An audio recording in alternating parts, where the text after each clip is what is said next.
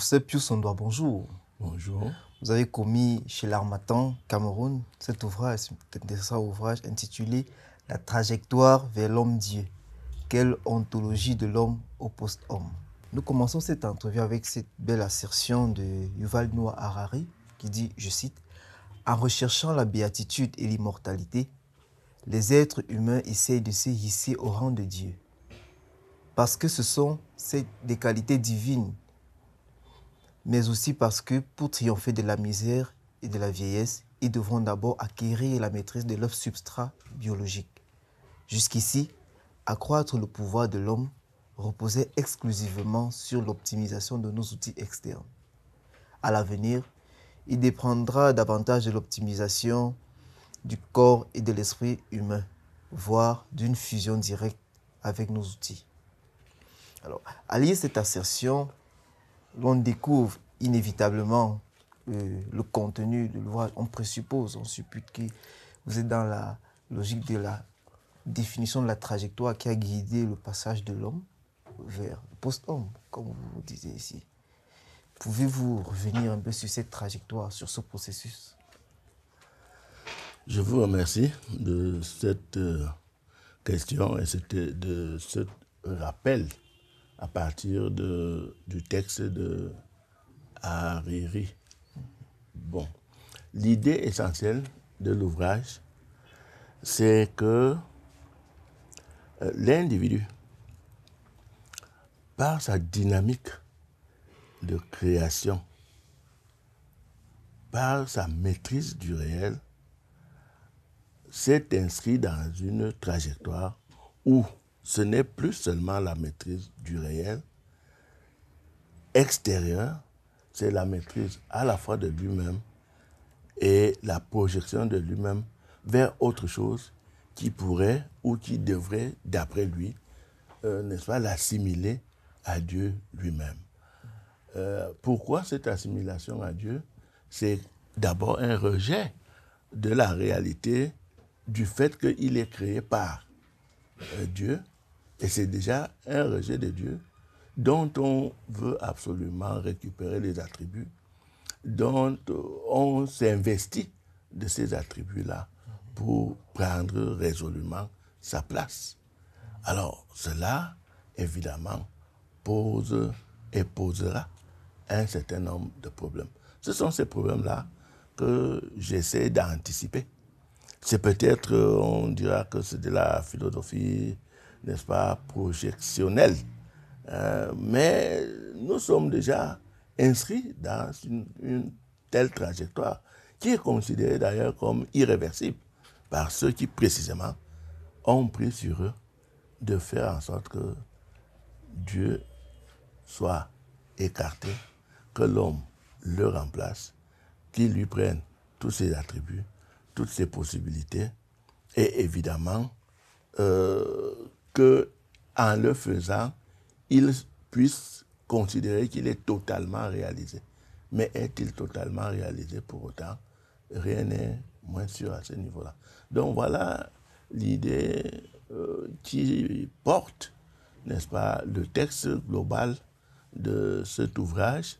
Et cette idée-là, je ne pense pas être le seul, ni le premier, non. Je pense que de plus en plus, la réflexion s'investit sur cette idée-là, dans la mesure où, premièrement, la possibilité, n'est-ce pas, de maîtrise, on pensait qu'elle était absolument, disons, neutre. Mais il n'y a pas de neutralité technoscientifique, puisque les finalités de cette technoscience ne sont pas internes, elles lui sont imposées par le Créateur en fonction d'intérêts qui sont les siens. Et ces intérêts sont des intérêts à la fois de projection personnelle, mais aussi de domination et des autres et de l'ensemble du réel. Alors, professeur, à vous entendre, il y a une idée générale qui innerve de cette trajectoire. Pouvez-vous précisément spécifier l'idée derrière ce projet? Mais l'idée derrière ce projet, on pourra prendre peut-être 2 phases ou 2 formulations, n'est-ce pas? Être maître et possesseur de la nature. Oui. C'est la première phase. C'est une dérivation de Bacon et de Descartes. Assumer la possibilité de maîtrise au maximum de cette réalité, de ce réel-là. Mais je crois qu'il y a un deuxième aspect, c'est qu'on ne se satisfait plus de la maîtrise du monde extérieur. On investit cette idée dans la maîtrise de l'homme lui-même et dans la possibilité de recréer l'homme, de le recréer non plus à l'image de Dieu, mais à l'image que se fait l'homme lui-même. Mais l'image que se fait l'homme de lui-même, c'est une image de transfert en lui ou à lui des possibilités qui ne sont pas les siennes.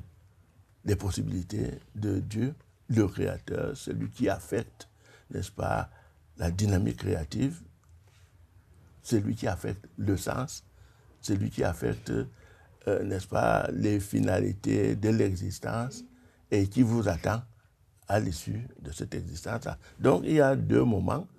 Un, on maîtrise la nature, mais ça ne suffit plus. On se maîtrise soi-même et on se recrée, mais en se recréant, troisièmement, on prend la place de Dieu. Alors, mais professeur, est-ce que dans la nature humaine, il n'est pas dans ses attributs, selon sa texture et selon son statut, il n'est pas dans sa capacité de pouvoir vaincre tous ces éléments qui l'empêchent de se dévoiler totalement? Il est même utile et urgent de passer de l'acceptation passive des limites ontologiques à leur maîtrise. Et je crois que dans beaucoup de mes textes, je parle d'une illimitation. Je veux dire d'une ouverture, sans que cette ouverture-là, on puisse immédiatement en donner le terme. Parce que si c'était qu'il y avait un terme déjà assignable, en ce moment-là, il n'y aurait plus illimitation. Mais l'illimitation, telle qu'elle est vécue là maintenant, c'est tout simplement atteindre la limite divine. Donc il n'y a plus illimitation, il y a le dépassement des limites ontologiques actuelles, ou la vulnérabilité, ou la fragilité, ou la mort, ou tout ce qui est dysfonctionnement doit peut-être disparaître, mais disparaître au profit de qui? Au profit de l'homme, mais en référence à qui? C'est un dépassement de l'affirmation que ces limites sont indépassables parce que Dieu les aurait, n'est-ce pas, les aurait mises dans l'homme. L'homme, on le définit, même dans la théologie, il est mort, il est corps et esprit, certes, mais être pour la mort. Et donc la mort est la limite. Et c'est cette limite-là que les gens veulent, les projets du transhumanisme, du posthumanisme veulent dépasser. Bon, peut-on dépasser la limite? Et à supposer qu'on dépasse cette limite, c'est pour créer quoi? Donc, toute la réflexion, c'est est-ce qu'il faut dépasser les limites? On peut très bien accepter d'aller au-delà, toujours plus loin que les limites actuelles. Mais le problème reste entier de savoir, une fois qu'on a dépassé ces limites, où est-ce qu'on se retrouve? Lorsqu'on vous suit, on a l'impression qu'il y a déjà une logique partisane du progrès. C'est-à-dire, on observe qu'elle est très proche de la logique théocratique, ou bien la logique, on va dire, religieuse. Du coup, elle limite la science dans un carcan. Est-ce que la science est pertinente lorsqu'on la remet en face de Dieu? Se sent-elle suffisamment libre pour pouvoir s'exprimer? Non, il n'y a pas, n'est-ce pas, de prétention théocratisante, s'il faut dire ça comme ça. Il n'y a pas de théocratisme dans ma réflexion. Et il n'y a pas une volonté de limiter la science par rapport à Dieu, par rapport à ce que on se représente que Dieu veut. Non, le problème n'est pas là. Si on prend Dieu lui-même à témoin, il a dit, mais allez, croissez, multipliez-vous, emplissez la terre et dominez-la. Ça fait partie du b.a.-ba de la Bible. Bon, alors, emplissez la terre et dominez-la. Dominez-la, ça veut dire quoi? Ça veut dire qu'il y a effectivement un ensemble d'écueils et que ces écueils-là ne doivent pas vous dépasser définitivement. Que votre dynamique de réflexion que je vous ai donnée devrait vous permettre de transcender progressivement ces écueils. Et ces écueils sont progressivement transcendés depuis. Je pense qu'il y a des évolutions qui ont été faites à tous les niveaux pour montrer que justement cette domination qui a été, n'est-ce pas, à laquelle l'homme a été invité par Dieu lui-même, cette domination se poursuit. Mais le problème est là. Cette domination, 2 points. Pour quel objectif? Pour quelle finalité? Et c'est à ce moment-là que ce n'est pas le processus technoscientifique de création et de transcendance des limitations. Ce n'est pas ça qui est en jeu. C'est l'objectif de cette transcendance elle-même. Quand on veut transcender les limites, c'est pour arriver à réaliser quelque chose. Mais ce quelque chose, c'est quoi? Or, la mission ayant été donnée peut-être à Dieu, par Dieu, cette mission qui a été donnée, maintenant, bon, vous assumez la mission et vous devenez Dieu en imposant cette nouvelle mission à l'homme que vous créez, à celui que vous créez, sans être sûr que vous allez lui transférer des attributs qui lui permettront à la fois d'assumer cette mission et d'être à la fois ce que vous aurez fait de lui, mais ce que lui-même aura fait de lui-même, à supposer qu'il puisse justement bénéficier de cette ontodunatologie, c'est-à-dire de cette capacité de se prendre lui-même en charge, de se projeter et surtout de se projeter contre, n'est-ce pas, la structuration qui lui a été donnée par celui qui l'a créé. Alors nous avons cette liberté de penser que Dieu, effectivement, on peut aller au-delà. C'est-à-dire notre liberté, c'est de l'accepter ou de le refuser, de pouvoir l'accepter ou de pouvoir le refuser. Mais la liberté dont sera investi le transhumain sera de réfléchir sur ce qui motivait le fait de sa mise en œuvre. Ce sera de transcender et d'avoir par lui-même la conscience, la réflexivité, la projection vers l'avenir. Le problème reste entier.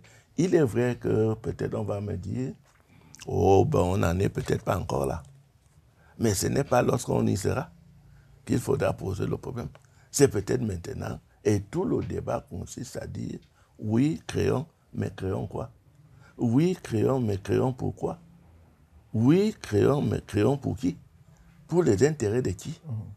Et je pense que la philosophie ne peut pas, et je l'ai souvent dit, et je le répète peut-être à satiété désormais, puisque beaucoup disent, oh, mais il revient toujours sur la philosophie et tout. J'ai dit, mais à vrai dire, la philosophie a tous les jours à se redonner, n'est-ce pas, c'est l'aide de créance.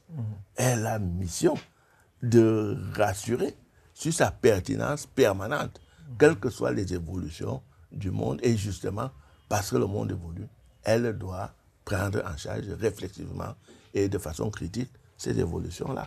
Alors, si on vous dit humain, transhumain et post-humain, quelles interactions voyez-vous?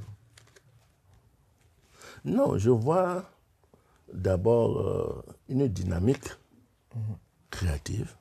L'humain, c'est celui que nous connaissons là, avec ses limites dont on a parlé, ses attributs qui sont les siens, dont on n'est même pas celui qui les réalise déjà de façon suffisante. Il n'est pas sûr que l'attribut de rationalité soit celui que l'on réalise le mieux ou dont on fait le meilleur usage. Il n'est pas sûr. Mais bon, maintenant on passe de l'humain au transhumain, bon, au post-humain. Il y a là un constat, une dynamique évolutive. Mais le problème, justement, est de savoir s'il y a toujours humanité dans le trans, s'il y a humanité dans le post. Y a-t-il humanité encore? Mais en quoi consiste l'humanité, justement? Et c'est pour ça que je reviens toujours à cette ontopraxie, ontodunatologie, c'est-à-dire la dynamique de création de soi, la responsabilité pour soi-même de se mettre en mouvement pour se réaliser selon son propre projet. Mais justement, se réaliser selon son propre projet, cela est-il toujours possible dans la mesure où l'homme lui-même ne vit pas en vase clos, mais à l'intérieur d'un ensemble, n'est-ce pas, c'est-à-dire social, mondial, de telle manière que ce projet de réalisation de soi n'est-il pas toujours contrecarré par le projet de réalisation de soi des autres? Au niveau des nations, le projet de réalisation de notre nation n'est-il pas contrecarré a priori par ceux qui pensent que, bon, ils ont à nous faire assumer leur propre projet avec leurs moyens? Il y a là toute une réflexion, on réfléchit sur les conditions même de cette réalisation de soi. Est-ce que les conditions sont toujours réalisées? Il n'est pas sûr. Et c'est d'ailleurs pour cela que le projet que j'appelle l'harmonie symbionomique, la symbionomie, c'est un projet, mais qui est très difficile à réaliser. Il n'est même pas sûr qu'il puisse être totalement réalisé, puisque la réalité dynamique fera en sorte qu'on soit toujours un peu en dépassement, puisqu'il faudra toujours réaliser les meilleurs accrochages, les meilleurs arrimages. Et c'est une dynamique permanente. Donc, il n'y a pas de clôture. Alors, humain, post-humain, transhumain, la question, est-ce qu'il y a toujours l'humain au bout du compte? Et l'humain, c'est quoi? C'est cette capacité de transcendance, c'est cette capacité de dépassement. Déjà, nous n'arrivons pas à la réaliser totalement. Il n'est pas sûr que l'humain que nous aurons créé dans le trans et le post puisse réaliser cela. Et notamment se positionner en auto, en liberté, en point, n'est-ce pas, d'émergence. Se positionner comme ça par rapport à celui qui l'aura créé. Il y a là une dépendance qui est directe. Et justement, la question, quelle ontologie de l'être, enfin de l'homme au post-homme? Quelle ontologie? Qu'est-ce que c'est que le post-homme? Est-il seulement homme?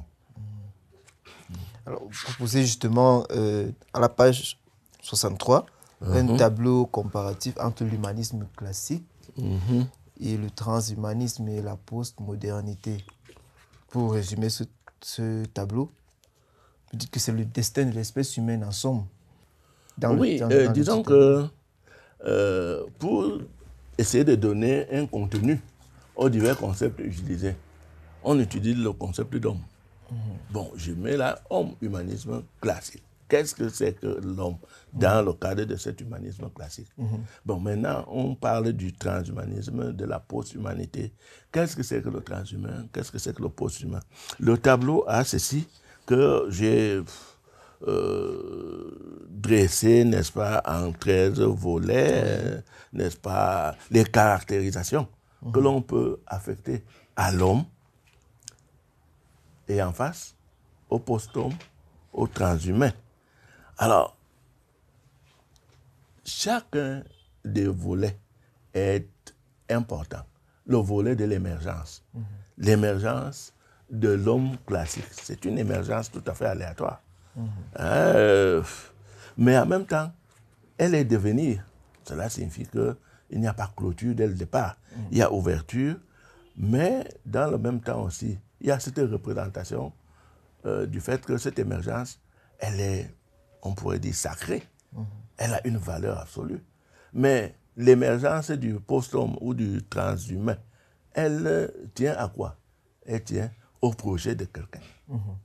Et ce quelqu'un, est-il sacré? Laisse-t-il le créer, transhumain, ouvert? Cette ouverture et que j'ai appelée déjà ontodunatologie, est-elle présente? Il y a là un problème. Il y a là un problème. Et ce que j'appelle la tension intérieure que vit l'individu et qui permet donc son ouverture. Cette tension vers autre chose, vers l'ailleurs, l'au-delà du déjà là. Est-ce que le transhumain a cette capacité-là? Je me pose la question. Je ne dis pas qu'il n'aura pas, mais je me dis, c'est problématique. Mais il y a d'autres. Il y a déjà l'émergence donc à cette nature, à la réalité, qui est peut-être procréation pour l'homme. Mais elle est création de l'homme, enfin, elle est création par l'homme dans le transhumain, dans le post-humain. Il y a dans le point 13, le point 13 à la page 64, vous posez justement le problème de cette humanité problématique. Lorsqu'on parle du rapport de cette phrase de Nietzsche, deviens ce que tu es, au post-homme, deviens, ou alors sois ce qu'on a fait de toi. Vous posez le problème de l'humanité problématique, puisqu'en réalité, l'homme n'est plus véritablement ce qu'il est. Lorsque Nietzsche dit deviens ce que tu es, c'est déjà un rejet de toutes les absolutisations, de tous les enfermements dans lesquels l'homme se retrouve, en lui affectant comme responsabilité de débloquer tous ces enfermements, de les transcender et de penser à être un peu lui-même son propre projet. Mais maintenant, autant devient ce que tu es valable pour l'homme, autant devient ce que tu es ne peut pas être valable pour le transhumain. Ou du moins, je pense qu'il y a difficulté à faire cette translation-là, dans la mesure où y a-t-il cette dynamique d'être? C'est pour ça qu'en contreposition, il y a la phrase « sois ce qu'on a fait de toi ». Jusqu'à présent, et jusqu'à preuve du contraire, je ne sais pas si dans le transhumain, il y a cette dynamique ontopraxique. Je ne sais pas s'il y a. Je ne sais pas. Et c'est pour ça que, vous voyez, lorsque vous posez la question, est-ce qu'il y a le théocratisme ou bien dans ma pensée? J'ai dit non, je ne sais pas ce qu'il y a dans ma pensée. Il y a ma pensée et je me dis, pour l'instant, je n'ai pas la preuve qu'il y a, qu'il continue donc à faire les recherches et qu'il nous administre la preuve de cette translation de la conscience, n'est-ce pas, de la distance, n'est-ce pas, de soi à soi, de la capacité de se projeter, de la primauté de l'avenir. Est-ce qu'il y a ça à l'intérieur de l'homme Dieu? Est-ce que l'homme qui veut être Dieu ne signifie pas tout simplement qu'il n'arrive même pas à être totalement homme et il n'est même pas sûr qu'il puisse être totalement Dieu? C'est sur ces questionnements que nous achevons cet entretien avec le professeur Pius-Ondoa, sur cet intéressant ouvrage, La trajectoire vers l'homme-dieu, quelle ontologie de l'homme au post-homme. Mesdames, Messieurs, à bientôt sur Africa TV. Merci, professeur. Je vous remercie.